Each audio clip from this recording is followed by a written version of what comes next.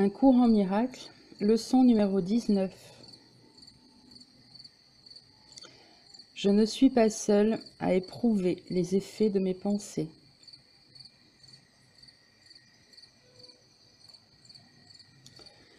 L'idée d'aujourd'hui est évidemment la raison pour laquelle ta vue n'affecte pas que toi seul.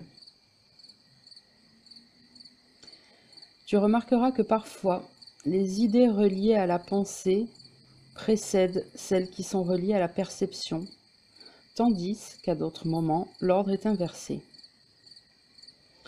La raison en est que l'ordre n'importe pas.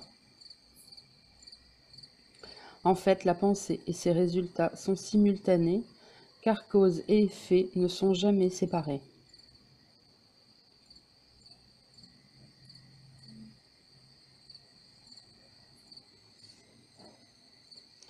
Aujourd'hui, nous insistons à nouveau sur le fait que les esprits sont joints. Cette idée est rarement entièrement bien accueillie au début, puisqu'elle semble porteuse d'un énorme sentiment de responsabilité et qu'elle peut même être considérée comme une invasion dans la vie privée. Or, le fait est qu'il n'y a pas de pensée privée. Malgré ta résistance initiale à cette idée, tu finiras par comprendre qu'elle doit être vraie si le salut est le moindrement possible. Et le salut doit être possible parce qu'il est la volonté de Dieu.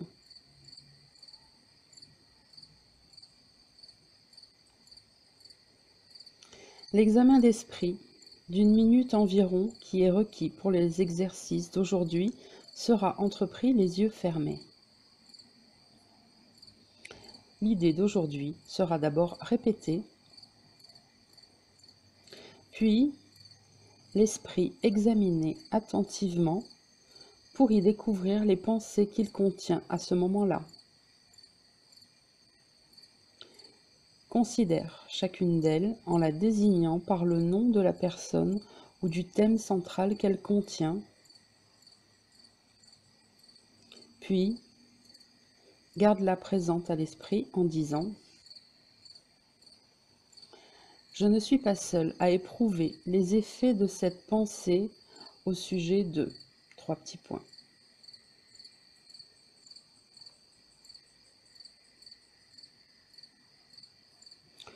Donc ça peut être au sujet de ma mère, au sujet de ma collègue de bureau, au sujet des guerres dans le monde, etc., etc.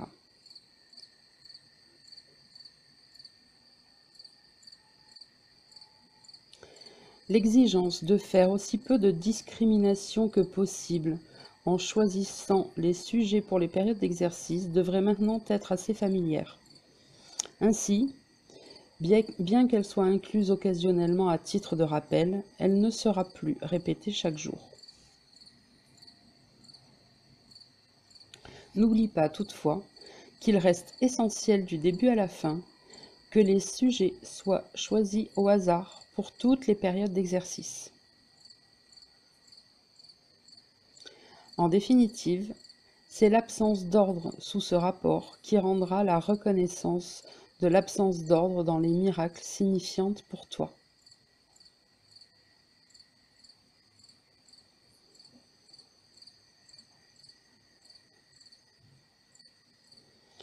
Outre l'application aux besoins de l'idée d'aujourd'hui, au moins 3 périodes d'exercice sont requises, en écourtant leur durée si nécessaire. N'essaie pas d'en faire plus de 4.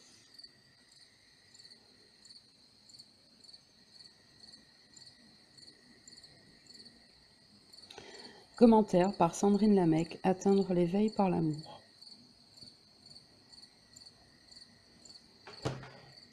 Alors nous continuons aujourd'hui sur l'idée de l'unité et du temps qui est abordée ici.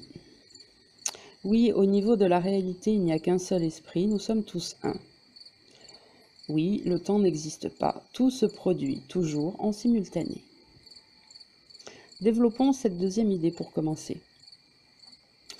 Vous vous souvenez, dans la leçon précédente, je vous ai invité à essayer de penser en termes d'unité et non plus de séparation. De prendre l'habitude de faire remonter à votre esprit les deux niveaux qui coexistent, celui dont vous faites l'expérience et qui est faux ou illusoire, et celui que vous avez oublié, qui est celui de la réalité. De ces deux niveaux qui semblent coexister, un seul est vrai. Et dans le niveau de la réalité, le temps n'a pas lieu. Il n'existe tout simplement pas. Voilà pourquoi tout se passe en simultané. Voilà pourquoi cause et effet sont inséparables. Les idées ne quittent pas leur source. Une pensée fausse produira un résultat faux, car le résultat et la pensée sont créés en même temps. C'est le temps, une belle création de l'ego pour bien nous embrouiller, qui met de l'espace entre les choses, qui les sépare et donne l'impression d'un ordre chronologique, tout ça pour détourner notre attention, pour nous perdre dans les couloirs du temps. Nous allons même aller un peu plus loin, ce temps illusoire, cet espace mis entre les choses, en fait, est déjà terminé, c'est du passé. Nous ne faisons en fait que revivre du passé. Comme un film sur une bobine est déjà terminé au moment où vous le regardez, toute l'action a déjà eu lieu et a déjà trouvé sa fin. Ainsi, dans votre quotidien, quand vous courez après le temps pour ne pas être en retard, par exemple, vous courez après un leurre, après quelque chose que vous pensez pouvoir maîtriser, mais c'est un leurre. Vous courez après quelque chose qui est déjà terminé, qui est déjà passé. Donc la seule chose que vous pouvez et devez faire, c'est vous détendre.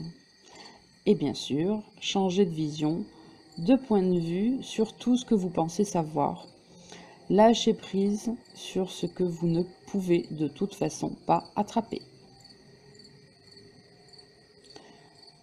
Vous ne pouvez pas attraper un leurre, une illusion, mais vous pouvez changer votre esprit à propos de l'illusion.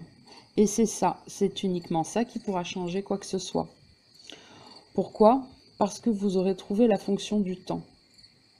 Le temps a pour seule fonction de vous permettre de choisir à nouveau. Choisir quoi? Eh bien, choisir en quoi vous voulez croire. Le pardon, c'est cela.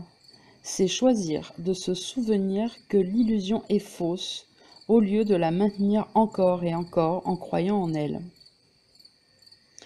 Et quand vous faites cela, quand vous changez votre esprit à propos des choses, des gens, des situations, vous revenez à vous littéralement. Vous n'avez alors à ce moment-là plus besoin de revivre la situation que vous venez de pardonner, car la leçon qu'elle voulait vous enseigner a été apprise. Et c'est là que les miracles se produisent, car à cet instant-là, le Saint-Esprit enlève une partie du temps de votre esprit et donc de votre expérience. Il enlève ce qui n'est plus utile à votre retour à vous. Et quelque chose qui se produit plus rapidement que prévu, comme une guérison instantanée, c'est bien ce que l'on appelle un miracle. Ce mot est en fait utilisé pour nommer ce que le mental ne comprend pas. Pour lui, c'est magique, puisque ça ne suit pas les lois du monde. Et donc, cela paraît être quelque chose d'exceptionnel. Encore une fois, c'est exceptionnel aux yeux du monde, mais aux yeux de la vérité, un miracle est juste naturel. Une preuve de plus, s'il en fallait, que c'est juste notre regard porté sur les choses qu'il est utile de changer pour avoir accès à la vérité. Concernant l'unité à présent. Il est vrai que d'intégrer cette notion amène au début un sentiment de responsabilité et souvent du coup bien de culpabilité.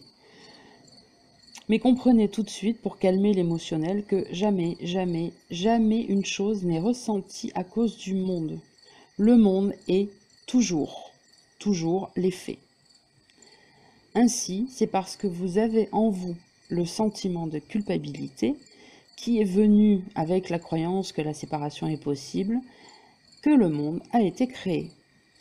Car il est l'écran de cinéma dans lequel le sentiment de culpabilité est projeté pour vous donner l'illusion qu'il n'est plus en vous, qu'il est ailleurs, à l'extérieur. Mais c'est faux. Le monde est le grand bouc émissaire. Et même si vous comprenez tous le terme de bouc émissaire, je vous en donne la définition du dictionnaire qui est vraiment parfaite. Bouc émissaire. Un individu, un groupe ou une organisation choisi pour endosser une responsabilité ou une faute pour laquelle elle est totalement innocent. Elle n'est pas magique cette définition? Voilà. Voilà ce qu'est le monde. Alors, comme là nous sommes en audio, je vais quand même vous lire l'image qu'il y a sur le PDF de cette leçon du jour. Une image bleue avec un diamant qui scintille, que j'ai faite moi-même il y a bien longtemps. C'était une de mes premières images. Et donc, j'ai choisi d'y inscrire un extrait du texte du cours en miracle. Le voici. Les épreuves ne sont que des leçons que tu as manqué d'apprendre et qui te sont présentées à nouveau, de sorte que là où tu avais fait le mauvais choix auparavant, tu peux maintenant en faire un meilleur, échappant ainsi à la douleur que t'avait apporté ce que tu avais choisi auparavant. Voilà pour la petite image. Alors, on continue.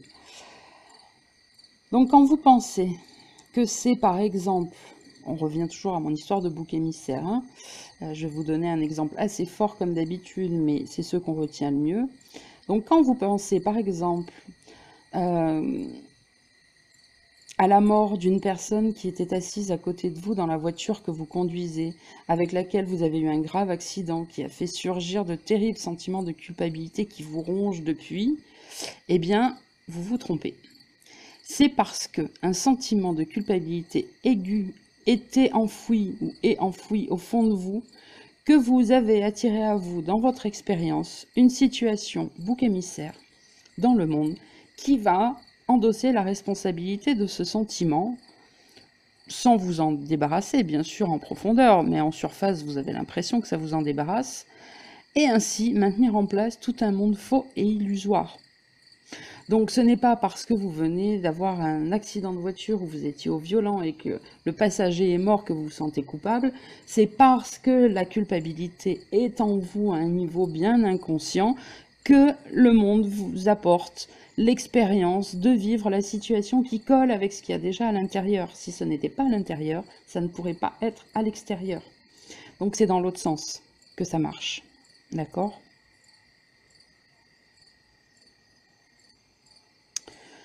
Oui, parce que comprenez que le bouc émissaire, ça ne marche pas, c'est un leurre qui ne marche pas. C'est là, a priori, pour vous protéger, mais ça ne marche pas du tout.